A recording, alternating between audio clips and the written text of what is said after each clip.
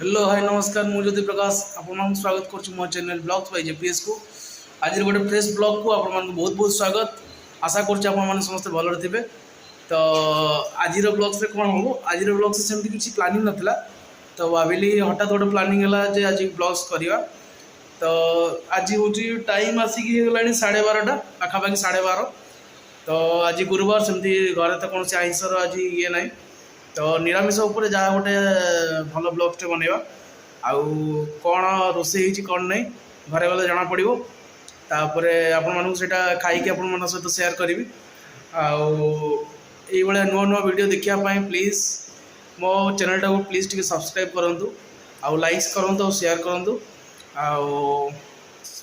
चलो देखा आज कौन ब्लॉग्स अच्छी नुआ ब्लॉग्स रे। तो चलो देखा डेरी न करी आज वीडियो टाक। तो भाई घर अभिमुखे चलू रोडटा पूरा आम घर पाखापाखि आसला। तो चलते जीवा घर जा देखा। तो फ्रेंड्स घर को आसी पहुँच जाइए तो चलो देखा आज कौन प्रिपरेशन होती आउ खाई आपण सहित वीडियो को शेयर कर रिव्यू शेयर करी। तो चलो देखा। तो फ्रेंड्स चलो देखा आज देखो प्रिपरेशन भात सहित घी पड़ी एटा डाली एटा बड़ी चूरा काकुड़ी सेव आलू भर्ता आउ ये हूँ भेंडी आलू भजा।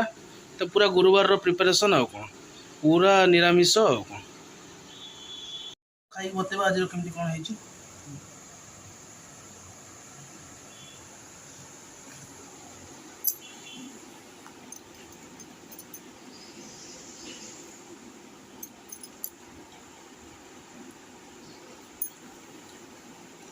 टेस्ट बहुत बढ़िया है। गुरुवार पूरा सादा उपर टेस्ट भी ठीक ठाक अच्छे। सेव खाइबा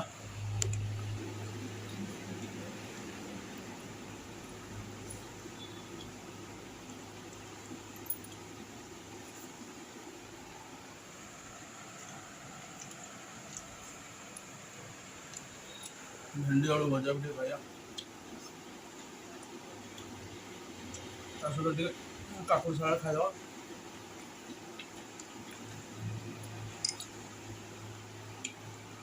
घी अन्न को मोटा डाली सहित प्रिपरेशन बहुत बढ़िया है। पागटा भी बहुत वर्षा पागटा को खाइबा आज जोरदार है।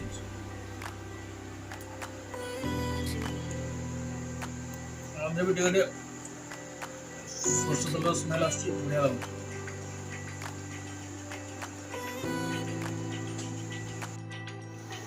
आशा करुँच भिडियोटी भल लगी आदि सतरे भिडियोटी आपको भल लगा तो प्लीज मो चैनल टी सब्सक्राइब करूँ लाइक करूँ और शेयर करूँ से रही।